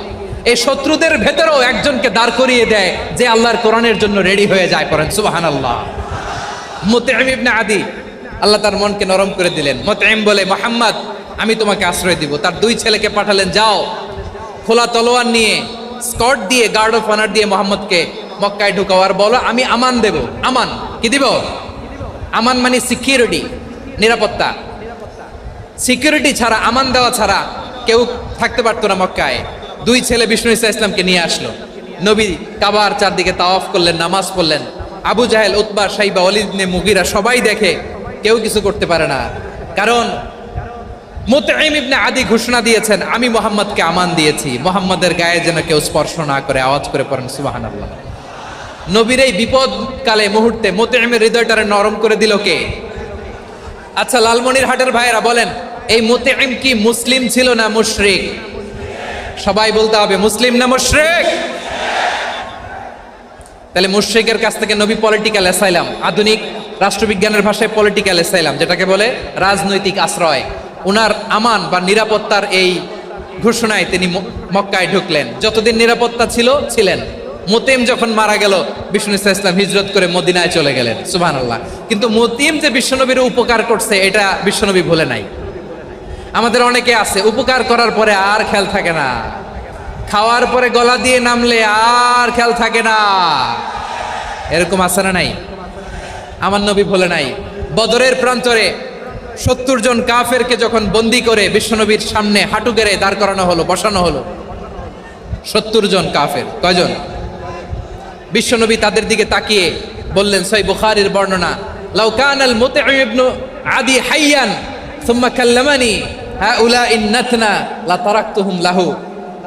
বদরের প্রান্তরে 70 জন বন্দী কাফিরের দিকে তাকিয়ে আমার নবী বললেন, আজকে মুতঈম ইবনে আদি যদি বেঁচে থাকতো আর তোমাদের 70 জনের ব্যাপারে যদি মুতঈম এক বাক্যে একটা সুপারিশ করত, তার সম্মানে আজকে তোদের সবাইকে আমি মাফ করে দিতাম। সুবহানাল্লাহ। নাই ওই যে চিল্লাচিল্লি যে কথা বুঝে নাই, কোন জিনিস মিস করছে ওরা নিজেরাও বুঝে নাই। বিশ্বনবী মুতঈমের এই সাহায্যের কথা বলে নাই। 70 জন মুশরিক হাঁটু গেড়ে বসা, নবী চাইলে এখনই এক্সিকিউশন অর্ডার দিতে পারে। তিনি বললেন, আজকে যদি মুতঈম বেঁচে থাকতো আর মুতঈম যদি তোদের জন্য সুপারিশ করতো, এই আবর্জনাগুলোর ব্যাপারে সুপারিশ করতো, আমি মুহূর্তেই তোদেরকে এমনি মাফ করে দিতাম। এবার বলেন, ইসলাম কি ন্যারো মাইন্ডেড না ব্রড মাইন্ডেড? শুধু তাই নয়, যাকে যে সম্মান দেয়ার আমার নবী দিতেন, হোক আস্তিক হোক নাস্তিক, হোক মুসলিম হোক অমুসলিম। বিষ্ণু ইসলাম যখন রোমান সম্রাটের কাছে চিঠি লিখেছেন, আমার প্রিয় লালমনিরহাটের ভাইরা, অল্প কয়েক মিনিট কয়েকটা জরুরি কথা বলবো, এদিকে তাকান, এদিকে তাকান। রোমান সম্রাটের কাছে বিশ্বনবী যখন চিঠি লিখলেন মিন মুহাম্মদ রাসূলিল্লাহ ইলা হিরাকলা আযীমির রোম, মুহাম্মদের পক্ষ থেকে হিরাক্লিয়াসের কাছে, যিনি হচ্ছেন আযীমির রোম। এটা নবী নিজ থেকে বানায় লিখছেন অতিরিক্ত সম্মান দিয়ে। কোন রাষ্ট্রপ্রধান যখন আসে তাদেরকে আমরা কি বলি জানেন? তার নামের শেষে HE এটা লিখতে হয়, H.E. মানে হিজ এক্সেলেন্সি। কি লেখে? হিজ এক্সেলেন্টি, অথবা ইউর হাইনেস, ইউর ম্যাজেস্টি। দেখেন, বিশ্বনবী সাল্লাল্লাহু আলাইহি ওয়াসাল্লাম সব নবীদেরও নবী, তিনি একজন মুশরিক খ্রিস্টান সম্রাট রোমান সম্রাটের কাছে চিঠি লিখতে যায়, লিখতেছে ইলা হিরাকলা আযীমির রোম, হিরাক্লিয়াসের কাছে আমার চিঠি, যিনি রোমের আযীম, হিজ হাইনেস, মানে রোমের অনেক সম্মানিত এক বাহাদুর। আওয়াজ করে বলেন সুবহানাল্লাহ। তার মানে যাকে যে সম্মান দেয়ার এটা বিশ্বনবী দিতেন। এমনকি যেই ইহুদিরা ভালো ছিল, এই ইহুদিদেরও প্রশংসা করেছেন বিশ্বনবী মুহাম্মদুর রাসূলুল্লাহ সাল্লাল্লাহু আলাইহি ওয়াসাল্লাম। এক ইহুদির প্রশংসা করেছেন বিশ্বনবী। ইহুদির কার? আমি তো আমার ভাইয়ের প্রশংসা করি না, আমি তো এক আলেম আরেক আলেমরে স্পেস দেই না, আমি তো এক দায়ী আরেক দায়ীর সাথে বসতে চাই না। আমার নবী ইহুদির প্রশংসা করে। কার প্রশংসা? ওই ইহুদির নাম ছিল মুখাইরিক। সিরাত গ্রন্থ ঘাটলে পাবেন। তিনি বলেছেন, মুখাইরিক খাইরু ইয়াহুদ, Mukhayriq is the best of the Jews. জুইশদের মধ্যে সে সবচেয়ে ভালো। কেন প্রশংসা করলেন তার? এর কারণ মদিনা চার্টারে কথা ছিল সব ধর্মের মুসলিম, মুশরিক, ইহুদিরা মিলে মদিনাকে রক্ষা করবে। কিন্তু 3য় হিজরিতে যখন উহুদের যুদ্ধ শুরু হলো, সবার কথা ছিল যেই আক্রমণ করে আমরা মদিনাকে বাঁচাবো। কোন শহরকে বাঁচাবো? মদিনাকে। কিন্তু কুরাইশরা যখন অ্যাটাক করলো, ইহুদিরা আর আসে না, ইহুদিরা আর বেরোয় না।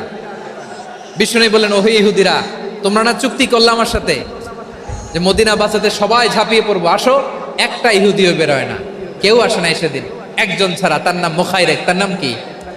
মুখাইরেক বাহাদুরের মতো ঘোড় সাওয়ার হয়ে বেরিয়ে গেলেন।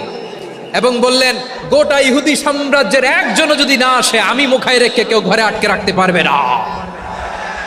বেরিয়ে আসলেন, এসে বললেন, আমি মুহাম্মদের পক্ষে যুদ্ধ করব। আমি মারা গেলে আমার সম্পদ আমার উত্তরাধিকারীরা পাবে না, আমার সম্পদ তোমরা মুহাম্মদকে দিয়ে দিবা। সুবহানাল্লাহ বলেন। উহুদের ময়দানে 70 জন মুসলমান শহীদ হলো। এই ইহুদি সেও মুসলমানের পক্ষে যুদ্ধ করে নিহত হলো। সুবহানাল্লাহ বলেন। মুসলিমদের লাশ যখন নিয়ে আসা হলো, এই মুখাইরিকের লাশও নিয়ে আসা হলো। মুসলিমদের লাশের পাশে মুখাইরিকের লাশ দেখে বিশ্বনবী মুখাইরিকের প্রতি অনেক খুশি হলেন।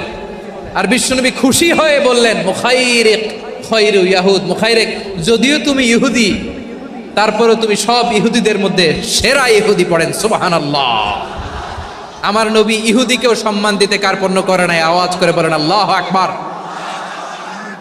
প্রিয় ভাইরা, এবার সর্বশেষ আওয়াজ করে বলেন, ইসলাম কি ন্যারো মাইন্ডেড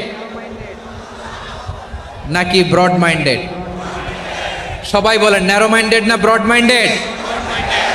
এজন্য অমুসলিম হইলেই তারা আমাদের শত্রু নয়। শত্রু কারা? এই লালমনিরহাটের ভাইয়েরা শোনেন, শত্রু কারা? যে সমস্ত অমুসলিম আমাদেরকে নিশ্চিহ্ন করে দিতে চায়, যে সমস্ত অমুসলিম আমাদের ভূখণ্ড থেকে আমাদেরকে তাড়িয়ে দিতে চায়, যে সমস্ত অমুসলিম আমার ধর্ম নিয়ে তুচ্ছতাচ্ছিল্য করে চিল্লায় বলেন ঠিক কিনা, তারা আমাদের শত্রু। সাধারণ অমুসলিমরা আমার শত্রু নয়। এই যে হিন্দুরা থাকে, এরা আমার ভাই, বৌদ্ধরা আমার ভাই, খ্রিস্টানরা আমার ভাই, ইহুদিরা আমার ভাই। তারা দিনই ভাই নয়, তারা মায়ের পেটের ভাই নয়, তারা মানবিক দিক থেকে ভাই। ও মানুষ, আমিও মানুষ। ইসলাম মানুষকে সম্মান করে, চিল্লায় বলো ঠিক কিনা।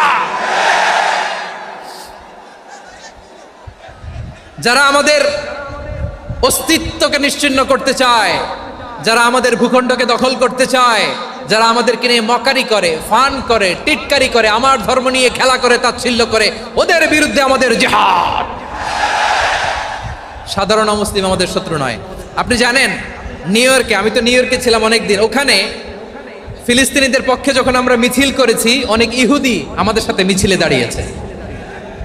কারণ ওরাও জানে এই ভূখণ্ড ফিলিস্তিনিদের ভূখণ্ড। আওয়াজ করে বলো লালমনিরহাট ঠিক কিনা। ইসরায়েলের রাজধানী খোদ তেল আবিবে অনেক ইহুদিরা বেঞ্জামিন নেতানিয়াহু তার বিরুদ্ধে মিছিল করেছে।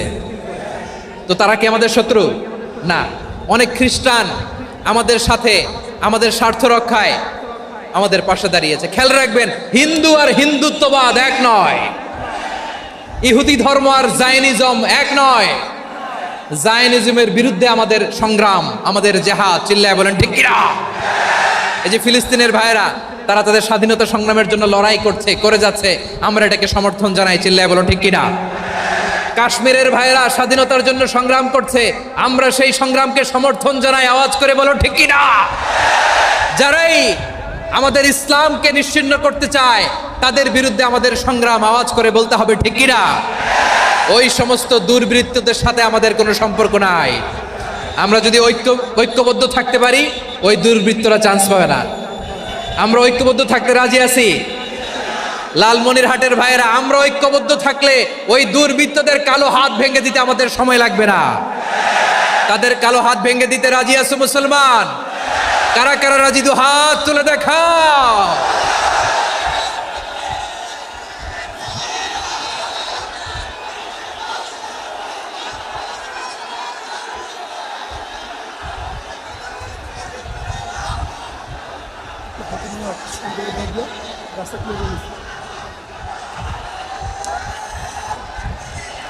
আমার প্রাণ প্রিয় লালমনিরহাটের ভাইয়েরা, শত্রু কাফের আর অশত্রু কাফেরের মধ্যে পার্থক্য আছে না নাই?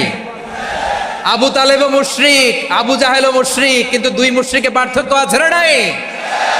আবু তালেব নবীর চাচা, মুশরিক, মারা গিয়েছে মুশরিক অবস্থায়, কিন্তু আজীবন আমার নবীকে আগলে রেখেছে, আমার নবীকে সাপোর্ট করেছে, ভালোবেসেছে। আবু জাহেলও মুশরিক, মারা গিয়েছেও মুশরিক হিসেবে, আজীবন আমার নবীর বিরুদ্ধাচারণ করেছে। আবু জাহেলের শক্তি, সামর্থ্য, স্ট্র্যাটেজি, প্ল্যান সব আমার নবীর বিরুদ্ধে ছিল। এই আবু জাহেলের কারণে একটা দিন শান্তিতে আমার নবী মক্কায় ঘুমাতে পারে নাই, চিল্লায় বলেন ঠিক কিনা। এজন্য রব্বুল আলামিন বলেন, লা ইয়ানহাকুমুল্লাহু আনিল লাযীনা লাম ইউকাতিলুকুম ফিদ-দীনি ওয়া লাম يخرجوكم من دياركم أن تبروهم وتقسطوا إليهم إن الله يحب المقسطين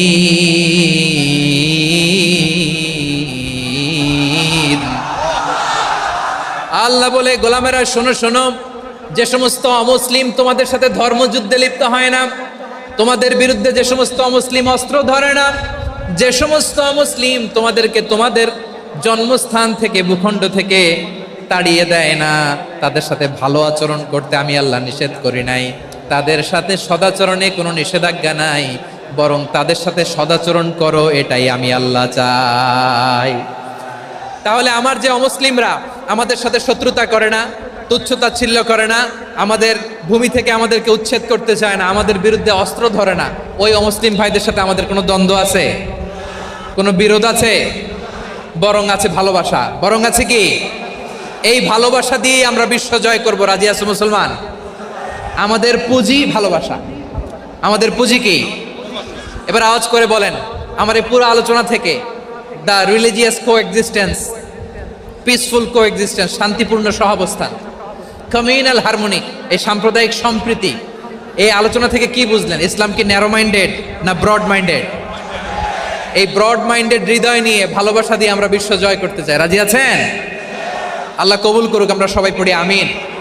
লালমনিরহাটের জেলা স্টেডিয়ামে আমার প্রিয় মায়েরা বোনেরা, আপনাদের জন্য একটা হাদিস বলে শেষ করব। বিশ্বনবী বলেন, আমার মায়েরা খেয়াল করে শুনুন, বিশ্বনবী আপনাদের উদ্দেশ্য করে বলেন, আল মারআতু ইযা সাল্লাত খামসাহা ওয়া সামাত শাহরাহা হাফিজাত ফুরুজাহা আতাআত বা'লাহা ফালতাদখুল মিন আইয়ি আবওয়াবিল জান্নাতি শাআত। বিশ্বনবী বলেন, ও রমণীরা, ও নারীরা, যে সমস্ত নারী এই চারটা কাজ করবে, এই চারটা কাজের গ্যারান্টি দিবে, তাদেরকে জান্নাতের 8টা দরজার গ্যারান্টি দেয়া হবে। কি চারটা কাজ? 1 নাম্বার, আল মারআতু ইযা সাল্লাত খামসাহা, যে নারী 5 ওয়াক্ত নামাজ পড়ে। কি করে? জেলা স্টেডিয়ামে অবস্থানরত আমার নারীরা বোনেরা, বিশ্বনবী আপনাদেরকে 4টা কাজের কথা বলেছেন, খুব বেশি না। 4টা করলে 8 জান্নাতের দরজা সব খোলা। কোনটা দিয়ে যাবেন? যেটা দিয়ে মনে চায়। 1 নাম্বার 5 ওয়াক্ত নামাজ। আমার বোনেরা জোহরের নামাজ পড়তে পড়তে এটা আসরে নিয়ে যায়, আসর পড়তে পড়তে এটা মাগরিবে নিয়ে যায়। এরকম আছে না নাই? লালমনিরহাটে হয়তো নাই। আমার বোনেরা এটা করবেন না। ইন্নাস সালাতা কানাত আলাল মুমিনিনা কিতাবাম মাওকুতা, সময় মতো পড়বেন। সামাত শাহরা, রমাদানের রোজাগুলো রাখবেন। হাফিজাত ফুরুজাহা, যে নারী তার চরিত্রকে হেফাজত করে, তার প্রাইভেট হেফাজত করে, তার লজ্জাস্থান হেফাজত করে। ও মায়েরা, আপনার এই গর্ভ যে কত দামি আপনি জানেন না। আপনার এই গর্ভ থেকে জন্মাবে আগামীর সালাহুদ্দিন আল আইয়ুবী। আপনার গর্ভ থেকেই জন্মাবে ইমাম আল মাহদি আল মুনতাযার। আপনার পেট থেকে জন্মাবে আবু সাইদের মতো বীর সৈনিক। আপনার পেট থেকে জন্মাবে মুগ্ধের মতো বীর মুজাহিদ। আপনি জানেন না কে আসবে আপনার পেট থেকে। সময়টাকে কাজে লাগান, ইসলামকে বুঝেন, মানেন, আমাদের ইসলামিক লেকচারগুলো শোনেন। আমরা যে বার্তাগুলো, ইনস্ট্রাকশনগুলো, দিক নির্দেশনাগুলো আপনাদের খেদমতে রাখি, এগুলো মেনে চলুন। আপনিই পারেন আপনার ঘরটাকে জান্নাতের টুকরা বানাতে।